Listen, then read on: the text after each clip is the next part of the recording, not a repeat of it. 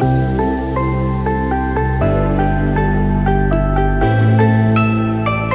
right. Well, we're here for something that we've been thinking about doing for such a long time. Obviously, the spotlight and focus have been so much on the field of play of our current student athletes here at University of Alabama, and we've been so grateful enough and gracious enough to have such a tradition that we have at Alabama in all sports that we now have the opportunity to turn the spotlight on some of our alumni, our A Club alumni, is that. And so before I kind of go into it, I want to make sure everyone knows my name is BJ Stabler. I'm your director of A Club Alumni.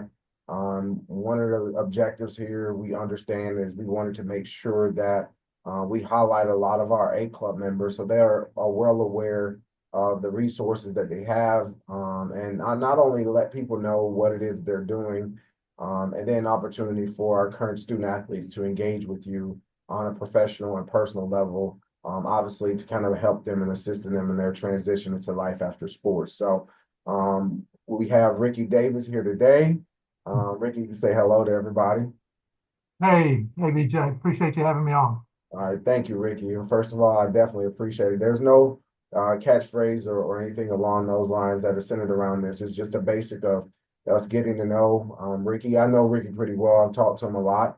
He's helped guide me through a lot of the processes that kind of go on here. But this is not about me, but more so about him and who he is. So we're going to jump right into it. Is that okay with you, Ricky?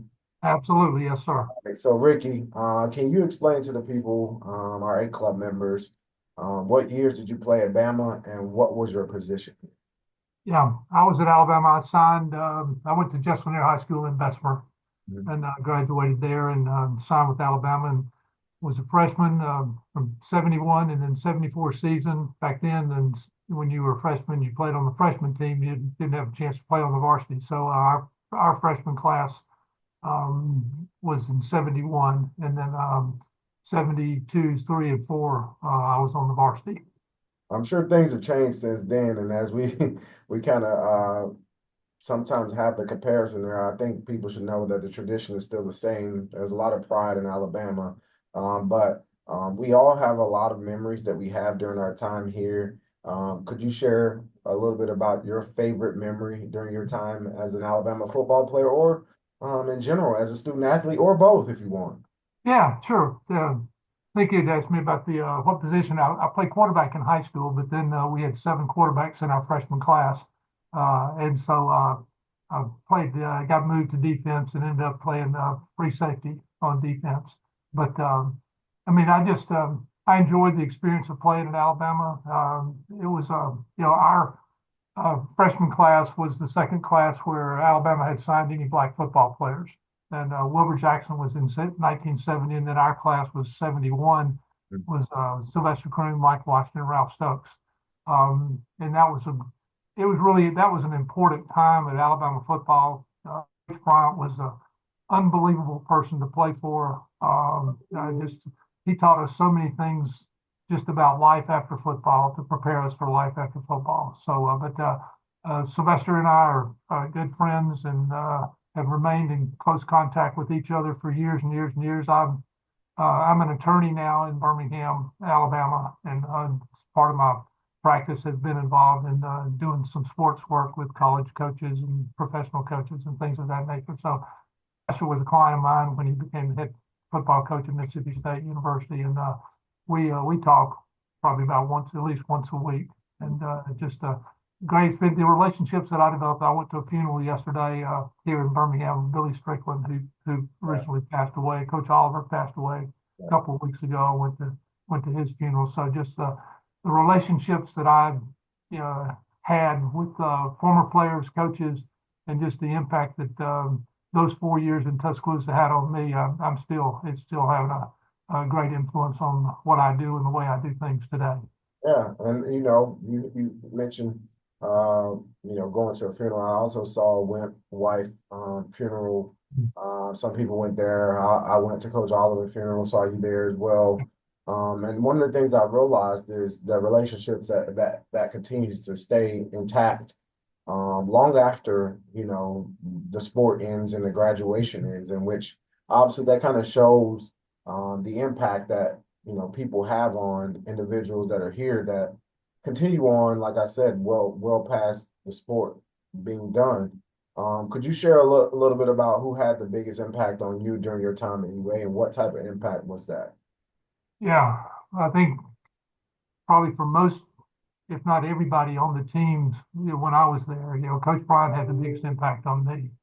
And again, I think Coach Bryant he was more concerned about what you did after you finished playing football than he was while you were playing, what you were doing while you were playing football and things. So those were the issues that and I can still remember in meetings and things where he would make comments like, hey, how are you going to handle this situation at some point in your life? You come home and your wife's moved off and she's not living there, she just left you and stuff. And, how are you going to handle that? You going to quit? Are you going to just suck it up and kind of try to learn from things and mistakes that you've made in the past and move forward with your life like that? And so those were the things. And in practice, I mean, Coach Bryant would stop practice and come down out of his tower and come down on the field and get all the players around him in the middle of practice to make a point about something that had happened during practice.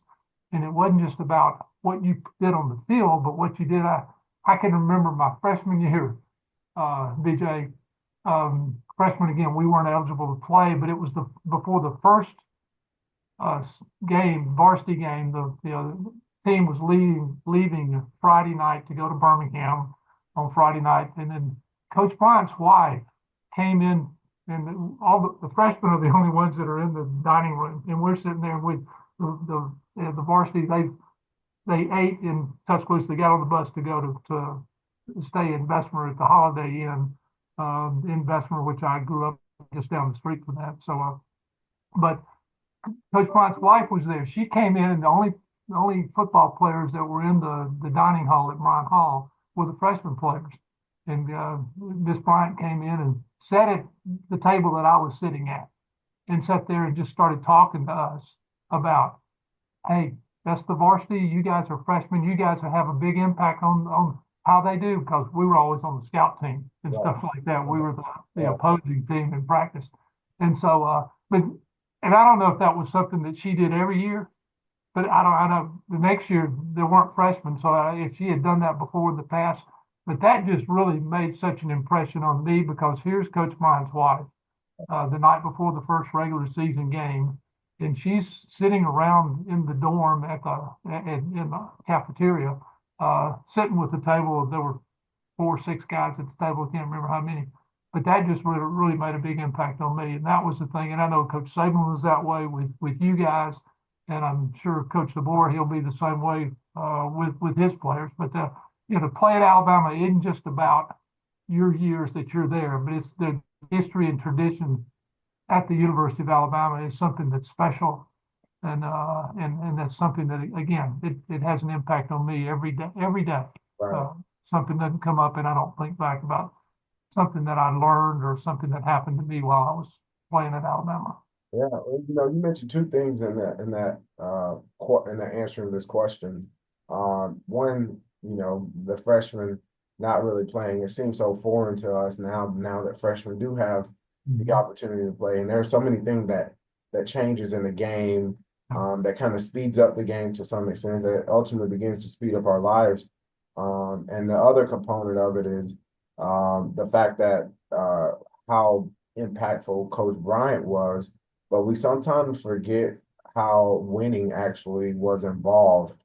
Um, Share a little bit about how the carrying portion was, and it kind of rolled over into wins as Oh it yeah, was, the success that you guys had on the field. oh yeah, yeah. I was talking to somebody the other day just about, again, our freshman year. Um, I was on the scout team. Mike Washington, who Mike was the best defensive back on our team, Right. not just the freshman team, but on the old Alabama football team our freshman year. Mike was 6'3", weighed 190 pounds as a freshman, and he was the best defensive back. He was better than anybody else on the varsity that year. And I'm playing free safety. We're going against the first team offense in practice. And Alabama was running the wishbone back then. We had gone to the wishbone that freshman year. So I'm playing free safety. Mike's playing left corner. Coach Bryant's tower is up to the right of us. Mal Moore was the offensive coordinator then. He comes over to Mike and he tells Mike, and I'm playing free safety, and I hear what Coach Moore comes over and says, "Hey, Mike, I want you to walk up on David Bailey." David Bailey was a wide receiver. But I Mhm. want you to walk up on David Bailey and jam him and don't let him off the line of scrimmage. Just try to keep him on the line of scrimmage. So offense breaks the huddle. We line up on defense. Mike walks up on David Bailey. They snap the ball, and David Bailey cannot get away from Mike. Mike is jamming him and pushing him and throwing him around and everything like that.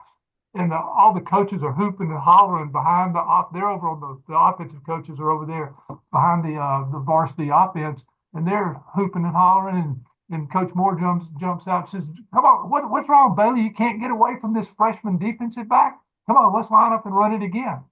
So they lined up to run it again. The same thing happened. Mike just had control of Bailey. David couldn't get away from him. David was a big guy. He was a big wide receiver. He was a senior. Yeah. And Coach Moore came over and he says, "Hey, Mike, that was great, man. Back off. Let us run the play now." Okay. Well, we line up on defense. Offense comes up, they line up again. Mike walks up on Bailey again and does the exact same thing to him again.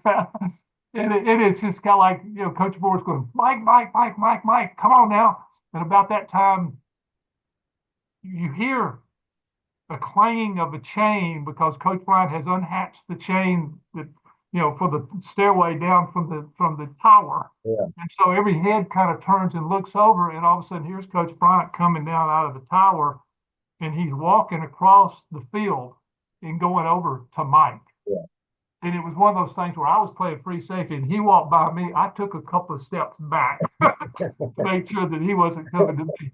He walked over to Mike, and this is the way Coach Bryant was. I Yeah. mean, it sends a message to everybody on the field that's sitting there watching.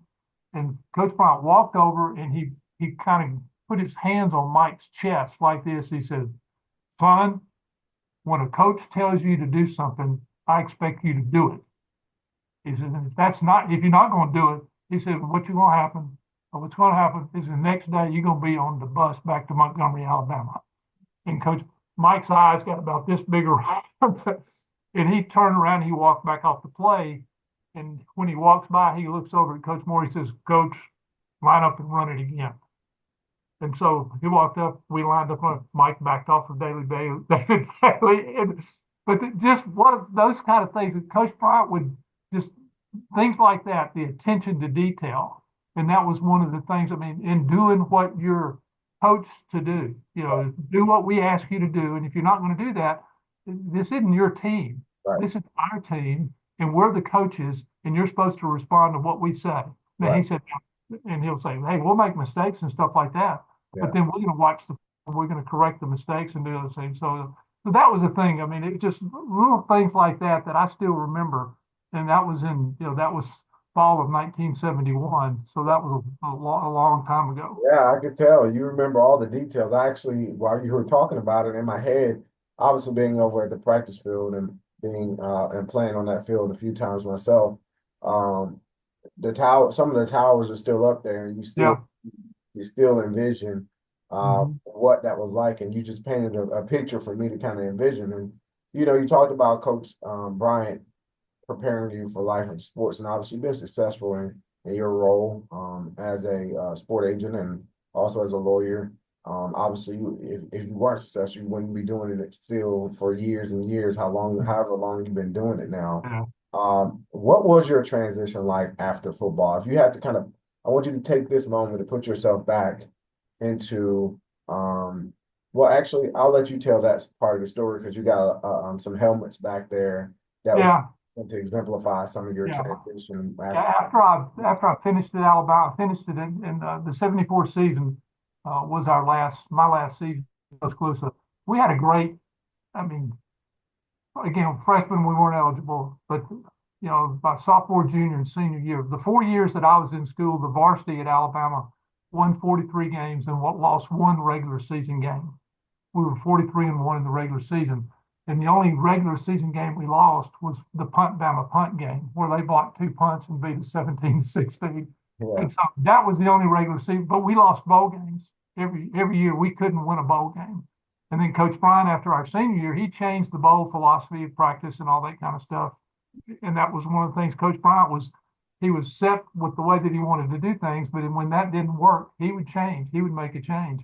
But I played after playing 4 years. I started my junior and senior year. I didn't play much my sophomore year. I got hurt.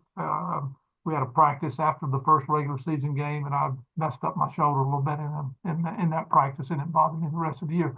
So I didn't play a whole lot my sophomore year, but I started my junior and senior years. And Sylvester Croom and I were co-captains. We were voted on by the team as co-captains after our senior season, and so that was a great honor. And then I was drafted in the eighth round by the Cincinnati Bengals in 1975, and went to Cincinnati and made the team. Wasn't sure if I'd make it as an eighth round draft choice. Back then they had 17 rounds in the draft. And 17 rounds. 17 rounds in the draft. And I can remember Coach Bryant let us move out of the dorm after your senior season, and they would put you up in a apartment. And so I was at an apartment getting ready on draft day, first day of the draft. Um, I'm getting up and I'm gonna listen, try to listen on the radio or stay at home. I'm not gonna go to class that first day because I'm expecting maybe I'll get, because back then it was completely different. You didn't go to a combine. They didn't have a combine or anything like that, but we had Mike Watson was a third round pick. Mike was a third round pick. I was a seventh round pick. Seventh or eighth round pick. Seventh. I think it was seventh. Can't even remember now. Sylvester signed with the Saints as a free agent, and that was it. We had three guys in our senior class that played in the NFL or went to camp in an NFL. But first day, I'm sitting there. I think it was an eighth round pick. I'm kind of following the first 7 rounds of the draft, and I thought, well, shoot, I didn't get drafted. And so I went to the dorm to eat that night, and the guys coming up to me, hey, what happened? And I said, I don't know. So next morning I get up, I thought, well, I'm not gonna sit here, I'm gonna go to class. So Yeah. I'm getting dressed to go to class. All of a sudden the phone rings. My phone didn't have cell phones back then too. So it's like so the phone rings, and I answer the phone, and it's some lady says that I'm so and so with the Cincinnati Bengals. We've just taken you in the eighth round of the NFL draft. And I thought, well, Cincinnati Bengals, they'd only been in the league a couple of years or something. I'd say that, but Paul Brown was the head coach. He was a historic figure in the NFL. So I played for Cincinnati my rookie year. Went up there.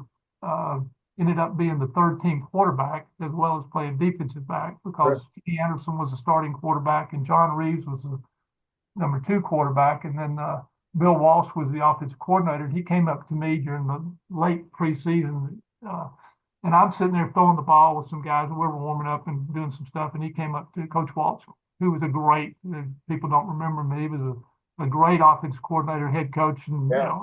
and Yeah. super successful and had a great offensive mind.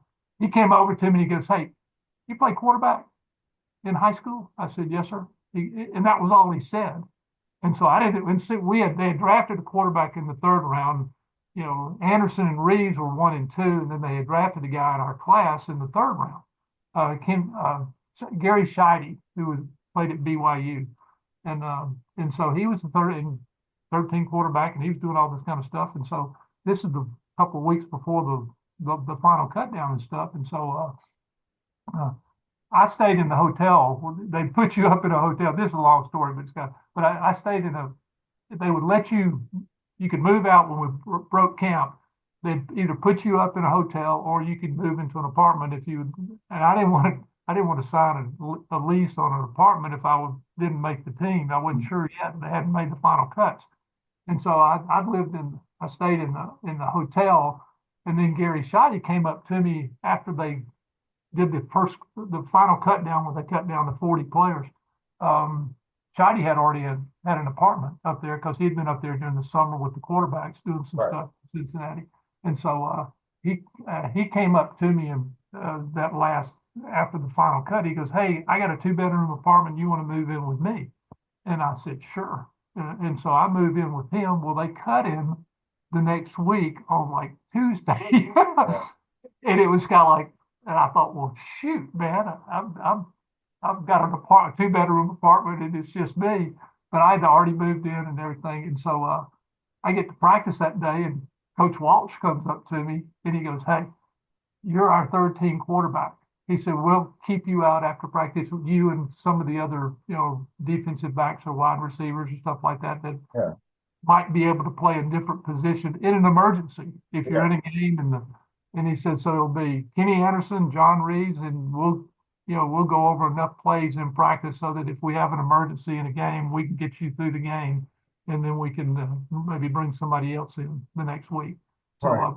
thank goodness that never happened. But that was I don't know, and I don't know what kind of got me going down this road, but it was one of those things where you know, I just the opportunity of playing in the NFL, I thought was, hey, this is cool. And so I played in Cincinnati in 1975. The next year, Tampa Bay and Seattle came into the league, and Coach Bryant was buddies with John McKay, who was the Tampa Bay coach. And I probably in hindsight, it was stupid for me to do this, but I called Coach Bryant and asked him. I said, "Hey, Tampa Bay and Seattle coming in the league. I know you're friends with Coach McKay." I said, "Would you call him and see if they would be interested in taking me in the expansion draft? Because each NFL team of their 40-man roster, they could protect a certain number, and I felt like I probably wouldn't be one of those from that Yeah, number. But I would be available to draft." And so sure enough, Tampa Bay took me in the allocation draft, and so I go to Tampa Bay, and I'm starting in preseason. Then I got hurt my knee, and missed about 7 or 8 games that first season. But that was I mean, I didn't call Coach Bryant. I didn't reach out to him very much after playing in after I left playing in Tuscaloosa. yeah, But he just like that. He yeah, he would do things like that for him.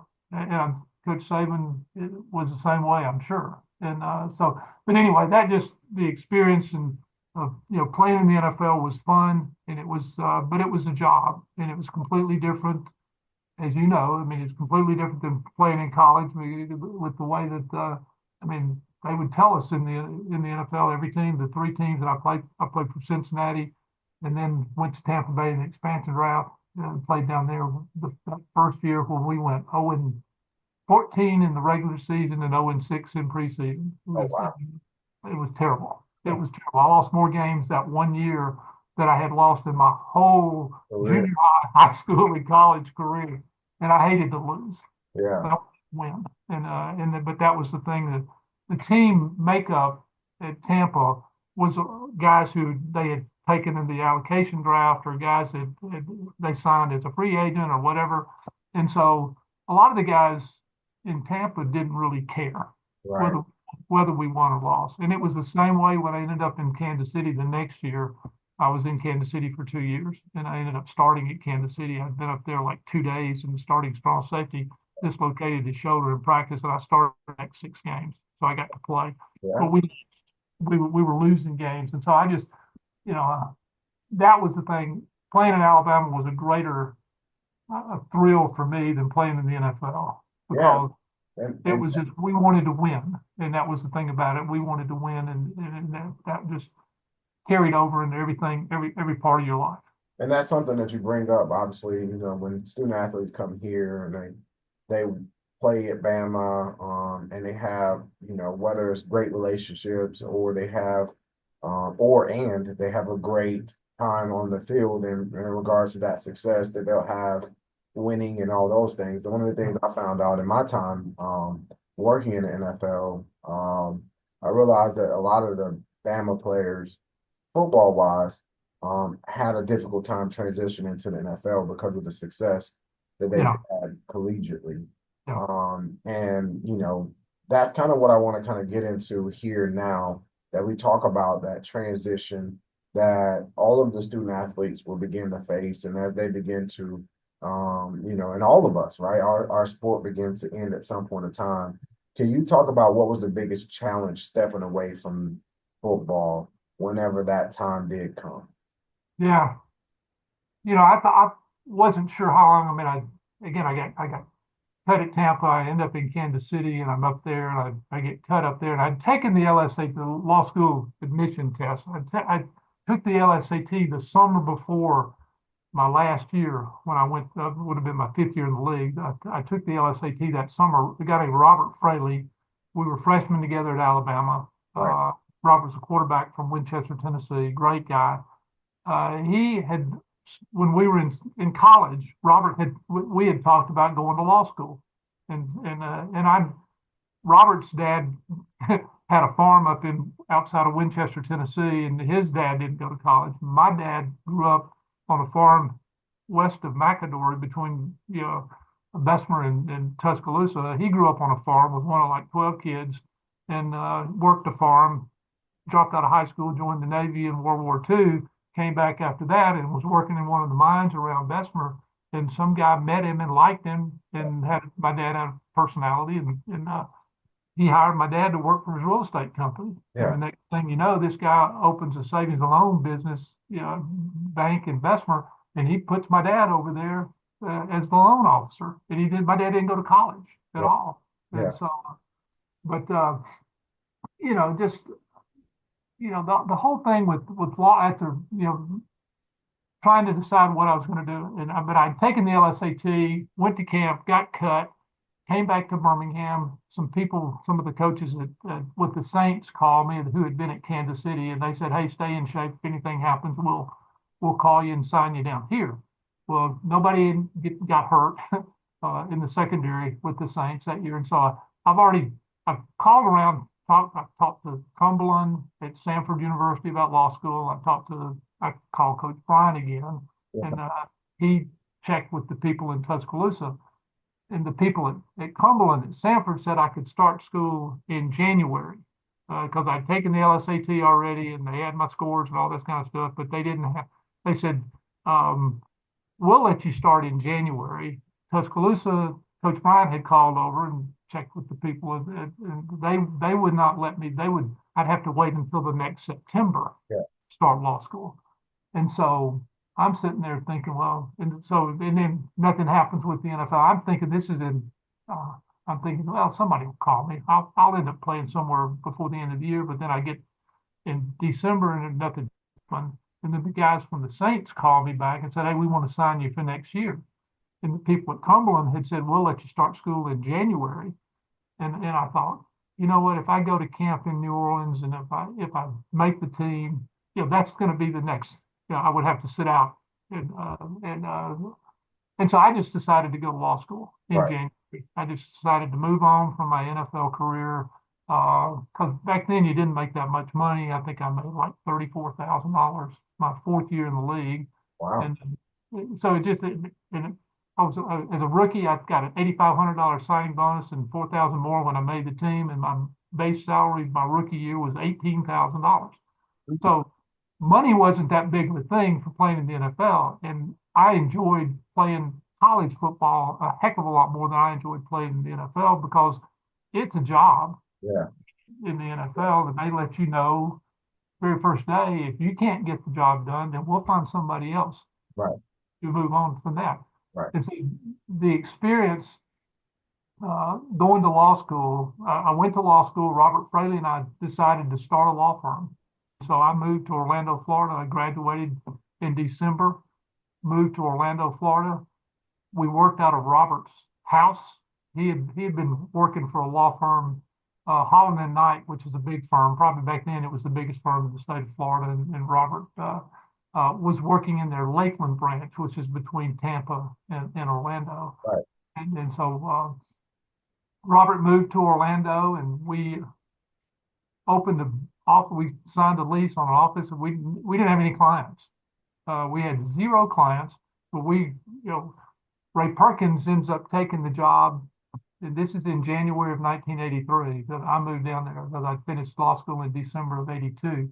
So I moved to Orlando. I'm single, and I put a U-Haul trailer on my car and drive to Orlando, and I had found an apartment down there, and I moved into an apartment, and we worked out of Robert's house for a couple of months until we got our office space built out. And what happened is Coach Bryant had retired at the end of '82. Ray Perkins was named the head football coach, and then Coach Bryant passed away, and then Ray is the head football coach and the athletic director. And so we thought Robert and I, we wanted to to be, quote, attorneys, but be an agent, represent players, coaches, and do that kind of stuff. That was a part of our plan. Right. And so what we did is we called Ray. We didn't know it, but we called him and ended up getting a return call from him. And again, this is before cell phones, and so Yeah. it was harder to communicate. So we ended up getting, I got a we question can, for you real quick. I don't want to sure. interrupt No, there. that's okay. It's important for me to ask this question. What do you think the reason was that Coach Perkins called you back? Because as Because we played at Alabama. okay, Absolutely, that was the reason. And so he knew both of us had played at Alabama. yeah, Robert was a quarterback. I was a quarterback, went to the wishbone. Robert was not a wishbone quarterback, but he started some because we had, Gary Rutledge, Terry Davis was the first wishbone quarterback at Alabama. And yeah, then Gary Rutledge was a wishbone. Robert was and Richard Todd. But our senior year, we had just about everybody. Robert started a couple of games yeah, because we had guys that got hurt. But I think Ray called us back. We got a call back because we had both played at Alabama. yeah, We left a message with the secretary and stuff that, hey, Robert Fraley and Ricky Davis, we both played at Alabama. We started a law firm in Orlando, Florida, and we just would like to sit down and talk with him. And so they called back, said, okay, we'll do it. And so we flew to Tuscaloosa. We get to go over and sit down with him. And we convinced him that two former Alabama, he had an attorney in California that was representing him. Ray had been the head coach of the New York Giants and came to Tuscaloosa from New York. And he played for Coach Bryant. And so that was a bonus and a plus because we understood and he understood what Coach Bryant stood for. yeah, And so we convinced him that two guys that had never done this before that we could do it, and that it wasn't brain surgery or anything like that that we were coming in and asking to do, but we were going to help him. And it was back then it was just where it was a lot different than things now. yeah, yeah, And so, but ended up we sat down with him and flew back to Orlando thinking, well, we'll see what happens. Well, we get a call from him and he said, I'm gonna hire you guys and I'm gonna get rid of my guy in California. yeah, And so it's like, whoa, we got it. And so but the next thing you know, we start doing some things with him, and the next thing you know is he says, hey, I'm gonna call Bill Parcells. yeah, Parcells had become the head coach of the Giants. He says, I've liked the way y'all are doing it. You guys are two former players and you understand what things are all about right. better than this guy that I had with me in California. And so he calls Bill Parcells. Parcells calls us, and he hires us. Oh wow. Yeah, Ken. Gosh, I can't remember. Guy was the head coach of the Atlanta Falcons. Uh, can't remember his name. Sorry. He hires us. Yeah, Joe Gibbs, head yeah. coach of the Washington Redskins, had Ross worked. yeah, yeah, Yeah, Joe Gibbs hires us. So we go from not having any clients yeah, and to having head football coaches at those places, and yeah. it was all because of the time that we had spent in Tuscaloosa Right. with Coach Bryant and the fact that we had played at Alabama, and Yeah, that's one of the things that I would just to have played at Alabama for Coach Bryant, for guys who like you who played for Coach Saban, and just the history and tradition of the Alabama football program. That's if you go through that, I don't between Coach Bryant, Coach Saban, Coach DeBoer, Coach Stallings, the different people that have coached at Alabama, right. the Alabama football tradition, uh, people recognize that and are jealous of it. A lot of schools wish that they had that kind of history and tradition. Right, right, and that's one of the things I wanted to make sure we got a chance to highlight. A lot of those things. I remember in my role, I get a lot of phone calls from former student athletes. Then I also get, calls from our student athletic enhancement with Joe Suter and Samantha Luce over there, and so I get a bunch of calls from them trying to connect them with some of our former guys or former ladies that have been here at Alabama and gone on to do work at their jobs because they're trying to look for jobs. And so Yeah. one guy called me, he worked for the CIA, and I posed the same exact question in a different format and asked him, like, how did you, was it because of your time in Alabama that kind of drew a connection with you, getting a chance in the CIA? And initially he said no, and he kind of stopped for a moment and got quiet on the phone and thought more and said, actually, it was. He Mhm. said, it was because of my time in Alabama, me playing athletics Alabama, someone else in the CIA knew of me at Alabama and they reached out. And that I think I forget what sport he played. I think it was baseball or something like that. But in general sense, how impactful the brand of Alabama helps in the transition into the next level of sports. Obviously, you talked about making a call down in Tampa Bay, and then also the life after sports, Oh where you yeah. partner with someone from Alabama, and then also reaching back out to Coach Perkins after that. So, um, got a question for you now. We're kind of shifting into providing advice to student athletes, and I know Mhm. we're kind of getting up on time here, but Okay. um, how did you begin? How did being a student athlete shape you in your role in your career today? Well, I think the lessons and the things that Coach Bryant would emphasize to us as far as the way you do things, you do things the right way, you work hard, you put in the time and the effort, the preparation, attention to detail, all that kind of stuff was so important, and that became just a part of when I was studying, when I was looking for a job and stuff like. And I really, and again, I don't mean this to sound like, uh, but I think the fact that I played at Alabama opened a lot of doors for me. That I played for Alabama and I also got to play in the NFL. That opened doors that I don't think probably would have opened had I not had that as a part of my resume. Right. Because that stands out. That kind of makes you something. It creates something. You're different than and it's a part as an athlete and the things that that you go through as an athlete from a preparation standpoint, the hard work and all the things that you have to do as an athlete, as a student athlete, Mhm. to be successful not only on the field but in the classroom. Those things, I think, make an impression on an employer Yeah. and, and help open a door, at least to get you an opportunity.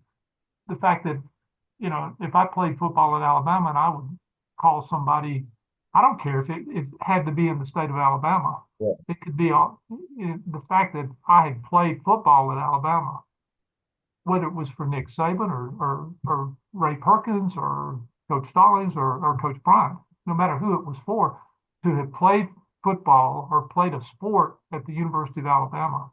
I think that means something if I'm an employer because hey, this person was an athlete in college, and to be an athlete in college, it's about. I mean, that's about you gotta just like not only are you working hard to be successful with your sport, but you're working hard, or you should be working hard to be successful with from an academic standpoint, because no matter how good an athlete you are, Mhm. at some point that career is going to be over Yeah.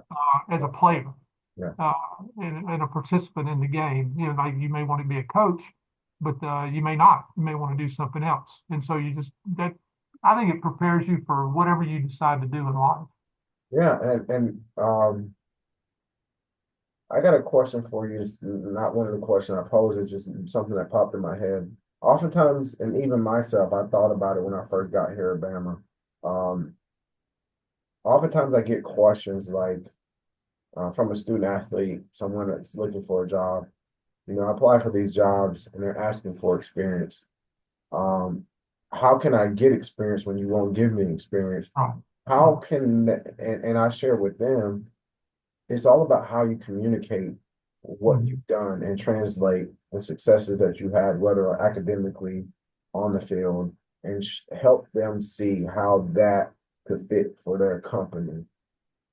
How did that particularly work for you? How did you communicate when you had no experience?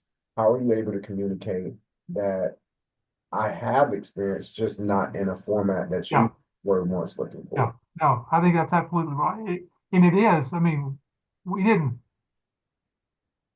first, when I got out of law school and like go back to the Ray Perkins thing, I mean, Robert Fraley and I had talked about, we've never done this before. Yeah, We've never done anything. Robert had practiced, he was practicing law with a law firm yeah, and had been doing that for about a year and a half while I was in law school.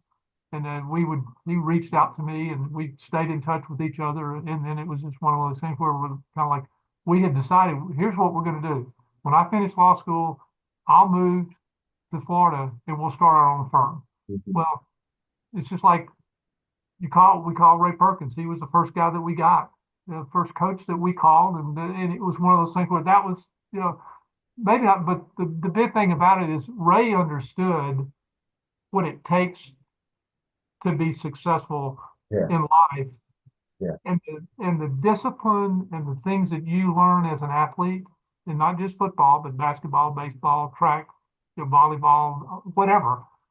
You have to be successful in sports, you've got to be disciplined. You've got to not just have somebody standing over you all the time, but there are a lot of things that you have to do on your own to prepare to be a good player or a good runner or whatever it is. And so that's something that's just a part of, I think, the sales pitch. yeah, You as a student athlete, even if you've never done anything, hey, you've never had a job before, you've yeah, never worked, but you have had a job. Your yeah, job is as a student athlete at the University of Alabama, which is different than just being a student right, the University of Alabama. right, You've got additional responsibilities, additional demands on your time.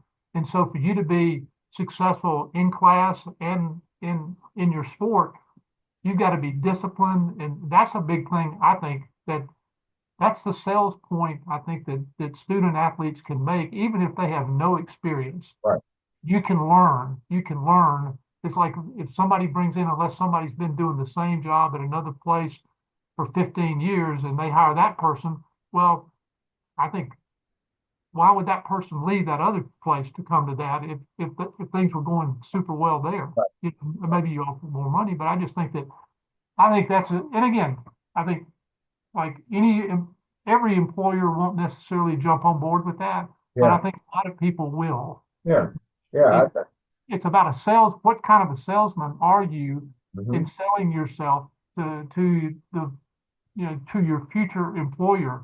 And I just think that's, I mean, I worked summers when we were in school. When I was in Tuscaloosa, Coach Bryant didn't want us in summer school.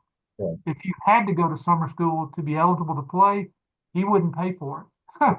uh, the summer before my senior season, I decided I wanted to go to summer school, the second session of summer school, and didn't have to go. I just wanted, but what Coach Bryant wanted you to do is he wanted you to go home, get away from, and it's completely different now, I know. But back then, he didn't want you to have, he didn't want you on campus. He didn't want, because you didn't, I mean, but I decided I wanted to go to second semester of summer school because I wanted to take a couple of classes so that my spring semester wasn't going to be so hard. right, I wouldn't have to have a full. And so, I went to second semester of summer school, and I was so glad that I did because there were a handful of us. Sylvester lived in Tuscaloosa. He worked out over at the Mike Dubose was in summer school that year. If we lived in the dorm, some of us lived in the dorm. There were 4 or 5 of us that were in the dorm, but we didn't have meals at the dorm. So we had to eat at Tutwiler. We got a meal pass to go to Tutwiler to eat our meals, which Richard Todd was in school that summer, and I would always go with Richard, and all the girls always wanted to eat with Richard. So, but it was, I mean, just the whole, the experience in Tuscaloosa was so, it prepared me not just to play, football at Alabama and then in the NFL. But it prepared just all those lessons. And you know this as a former player. Hey, if you're not disciplined, you're not going to be successful in sports. and Uh, which that's kind of one of the questions I kind of wanted to ask you. A lot of the times, the transition is assumed that it's predicated on the ability of what I've done on the field. A lot of people sometimes student athletes disregard the relationship, one, that they have with academics, the coach, or any people that are around, right? Like for me to get in my role, I tell people all the time, um, a lot of people assume that it's simply based off of my relationship with Coach Saban. Yeah, that relationship is pretty good, but it was actually his assistant Linda Leone that kind of helped open the door for me to get in my role in the NFL or be working in the NFL. And so people overlook the assistants, the janitors, the people on the way. Yeah, But you gotta handle the things that are in front of you in a certain way that helped you transition into your next phase. It's almost like you're picking up things. And so the most difficult job I had was a life insurance salesman. I was a financial representative, what we call it at Northwestern Mutual. And those are things that at that time, I didn't understand why I was doing it and what I was doing it for. I'm just trying to make ends meet. But then at that point, now I understand why it has an impact on my life the way it does. Hindsight yeah, is always 2020 now. yeah, So yeah. my next question to you is what advice would you give guys and ladies that are currently student athletes at Alabama? Well, one, prepare. I mean, you've got two roles as a student athlete. You got your role as a student and your role as an athlete, and you need to be successful with both of those. And um, we had tutors that would come in at the dorm to help us Mhm. and take advantage of that as a student. Um, do everything that you can do. Um, Take pride in what you're doing, and that's one of the things that Coach Bryant just had emphasized. You know, you may not be the fastest player on the team, you may not be the biggest player on the team, you may not be the strongest player on the team, but you can work hard to improve what you do, what skills you do have. And then if you're smart about what and you watch film and you prepare for the game or you do all these other things, it's just a combination of the different things that you do to be successful as an athlete. You got to do those same things as a student, and then prepare yourself to give the sales pitch to people. If you get an opportunity to sit down and interview somebody, be interviewed by somebody for a particular position or whatever, and on your resume. I mean, just kind of lay out. I had just pulled out something, a resume that I had to just kind of go over things that I've done. And it's just like, like I've been in this position. I've been in the quarterback club with this, and which the quarterback club is a great club. But what a lot of people don't know, they think, well, we just have speakers come in every week. Well, no, what part of what the members do is you've got to raise a certain amount of money. Charitable. There are charitable organizations that depend on the quarterback club, and it's to help. It used to be called the Crippled Children's Foundation, and it's primarily helping hospitals and children's hospitals and helping families that don't have the resources to take care of their children like Right. they want to. And Right. so those are the kind of things that you can be involved in activities while you're in college that prepare you to to open things that help you open doors for yourself. And you got to be aggressive too. I didn't have to be because Robert and I started the law firm. It was just just a lot different. But that's because of the fact that I was an athlete at Alabama. You were That I didn't aggressive to think that you can call the head coach of the Tampa Bay Buccaneers. exactly. I mean, and and it was the fact that it was really interesting because everywhere that I played, the three teams that I played with in the NFL, every year when I was at Kansas City, one of the assistant coaches would Thanksgiving. He would always have a couple of the players, the Chiefs players, come over to his house with his family for Thanksgiving. And so he invited me to come over to his place with there were a couple of other players. I was the only guy that he was talking to at lunch and everything like that because he was asking me questions about Coach Bryant Yeah. Yeah. and what it was like to play for him. And I'd already been in the NFL for 2 years, and it was just like, but this was the guy that had coached in the NFL for a long time. Yeah. But he was just and it same way with you with Coach Saban. It's just a unique. opportunity that have stepped into. And I mean, I didn't abuse but I used that to try to help Yeah, in, in their, to help, open doors and create opportunities for me. And the fact that, people see, oh gosh, this guy played for Coach Bryant. yeah, yeah, And so that was a big plus right yeah. there in and of itself. And there's absolutely nothing wrong with that. Next, Absolutely not, because you have to earn the right to do that, to play absolutely. for that coach. Just like you, I mean, to play for Nick Saban is not an easy thing to do because of all that you have to do and all that is expected of you and demanded of you. Because if you don't do it, you're not going to play. Right, right. Well, I got another question for you now. We can kind of transition and we'll transition into closing out on the interview. Sure. If you were to look back on your career right now, your time at Bama, would you change anything? And if you would, what would you do different? I don't think I mean, I wasn't heavily recruited out of high school. I mean, Auburn probably recruited me harder than anybody else. And in looking back on it, it was like Pat Sullivan was the quarterback. Pat won the Heisman Trophy.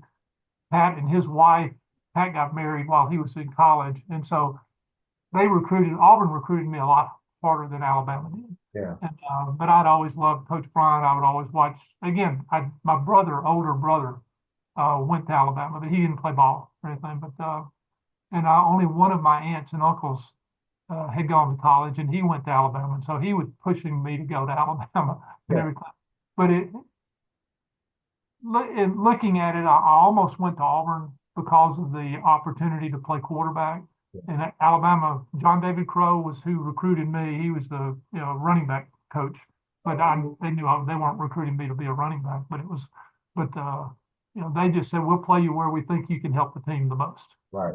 I said, well, Auburn's telling me that they're going to play me at quarterback, and they said, well, we had seven freshman quarterbacks in our freshman class, and so five of the seven ended up on defense, Yeah, and a couple of guys got the opportunity to play on offense.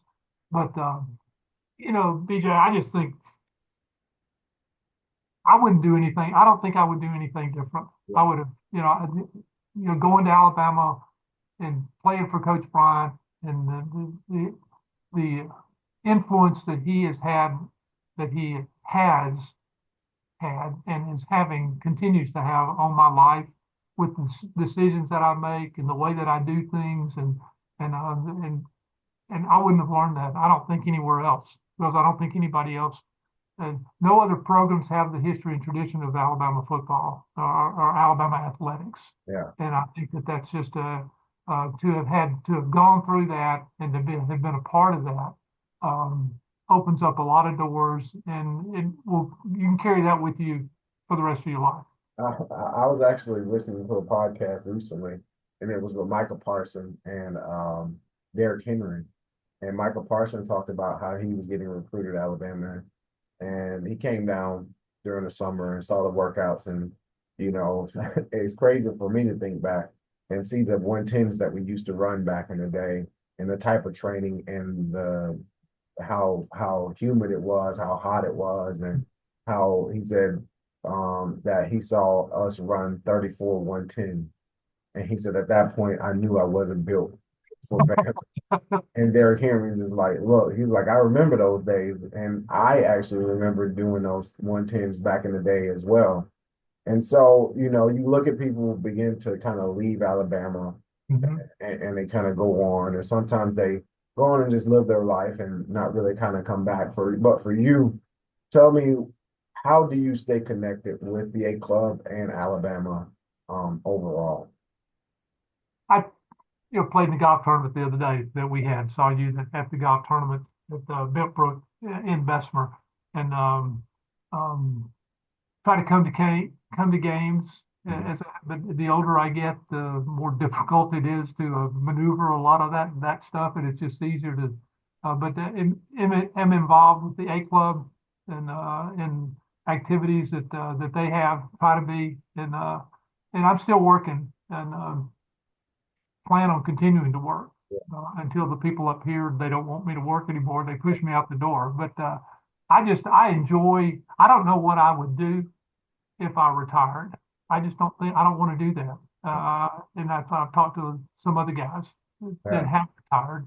And who was that? I was talking to somebody the other day, and they were talking, Coach Bowden, Bobby Bowden was a client of, I represented Terry and Tommy and then Coach Bowden. But Coach Bowden, that's a shout out to any of the student athletes that are interested in the agency. This is someone that Ricky is someone you can get connected to. But go ahead, Ricky. well, yeah, but it's just, there are other people. I mean, Jimmy's been super successful and stuff like that, but I do things differently than Jimmy does things. We dealt with, when Robert and I we were representing the head coach of the Memphis Showboats at that time. And Yeah, so we're representing the coach, and Jimmy Sexton is representing Reggie White. yeah, Jimmy was a manager on the football team at Tennessee, and so that was back, you know, long time ago. That was yeah, probably 80, 83, 84, somewhere around there, something like that. So, yeah, but anyway, but I just, I love what I do. I love dealing with people, being involved with people, um, and just, I like sharing the experience that I've had with people, right. so that they can, um, and you don't have to have played for Coach Bryant. You don't have to have played for Coach Saban. But I think that has provided you and has provided me with something that kind of makes us different Yeah, than a lot of other people. yeah, And the fact that someone's played, on the women's basketball team or on the track and field or is at the University of Alabama, I just think that that's a great selling point to help somebody get a foot in the door. And then once you get the foot in the door, to work your rear end off and show them that, hey, that you're where you're supposed to be and that you're going to do a great job and they're going to be proud and glad that they have you on their team. yeah, yeah. Well, what does giving back and mentoring look like for you? Giving back and mentoring for Yeah, me, yeah. um, that's one of the things that a lot of it has been with clients, players that I Mhm. don't represent players anymore, but then coaches.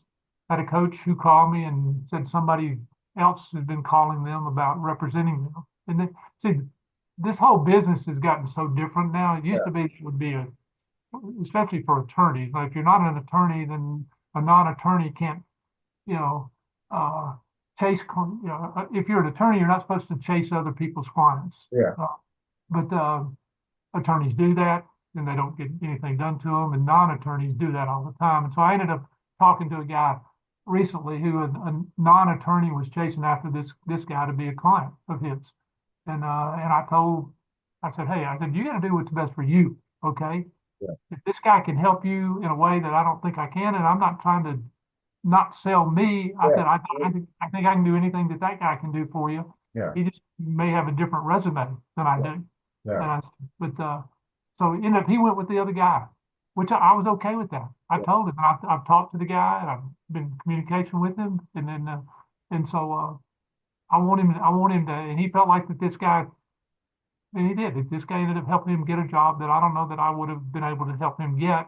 I think I could have, but I don't know. But I'm not going to have second thoughts about it and everything because I'm, getting old and I don't know how much longer I'll be doing this. right. But it's one of those things where I try to be honest with people, Yeah, and that's the thing is, I'm not the only person that can do what I do, but I do it a little differently because I take it really, I mean, I'm serving God first, yeah, and then everything else kind of falls underneath that. And so my goal is to please Him with as much of what I do as I can. And if things go in a different direction, then that's okay. I can deal with that. I love it. I love it. Well, I got a couple quick hits that I want to end our interview with, and you can answer these as brief as you want. Okay. Um, toughest player you ever lined up against. Ooh, about everybody in the NFL that I lined up. That was bad to me. Um, that's a great question. playing free safety, I didn't have to deal that much with the man-to-man Yeah, thing. Oh, but I will tell you, this is a good. We're playing the Dolphins in preseason my rookie year at Cincinnati, and yeah, we're down there, and a guy named Don Nottingham was the fullback for the Dolphins. His nickname was the human bowling ball, and I'm lined up at free safety, and this is probably the fourth or fifth preseason game, and they run an inside handoff. I mean, it's early in the second quarter, and the first team guys that the Bengals had played, Ken Riley was an all-pro corner, Tommy Casanova, Lamar Parrish. We had a great secondary. yeah. So I'm playing free safety, and so they run an inside handoff to Don Nottingham, and I'm 12 yards off the line of scrimmage, doing all the things that Coach Oliver had taught me to do. And Nottingham, there's a huge hole that opens up in the middle of our defense. And it's just like this guy's running up the middle, and there's nobody between me and him. And there's about 10 yards between us. And I thought, oh, well, Got a decision I, to make. oh yeah, yeah. So I did. I came running up, and I broke down, and I did just what Coach Oliver would always teach us to do. You break down, you put your face mask right between the numbers on the guy's chest. And so I did that.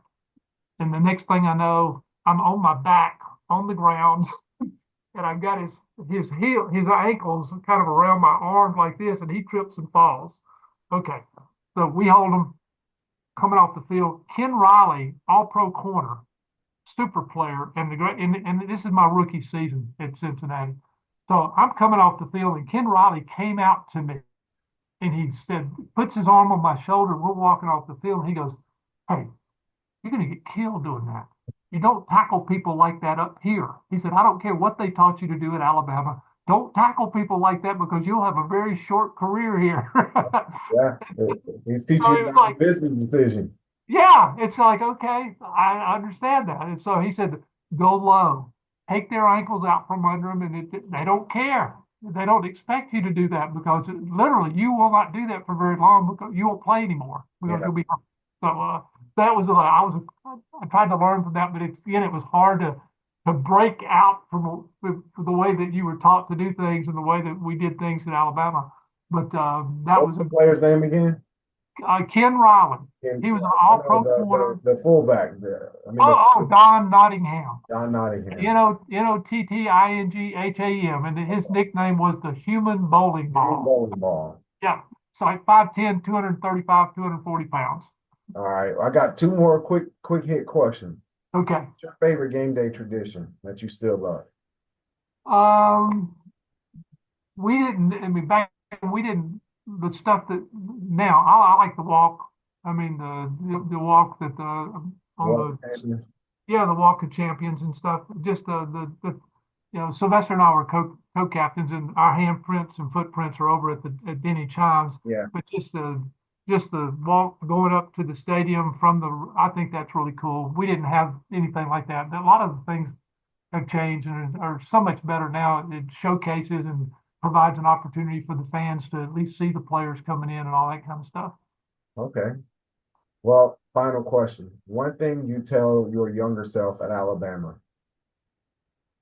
One thing, what I would tell me when I was younger, looking back on it now, Mhm. um,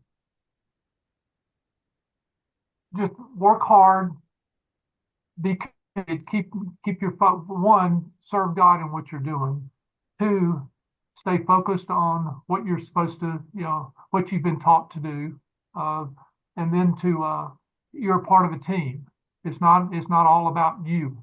And that's one of the things that Coach Bryant emphasized to us all the time. We're the team, okay? We don't need anybody showboating and doing all this kind of stuff. And he wouldn't put up with that. He jerked Mike Washington out of a game one time just like that because quick story here, we're playing Vanderbilt in Birmingham.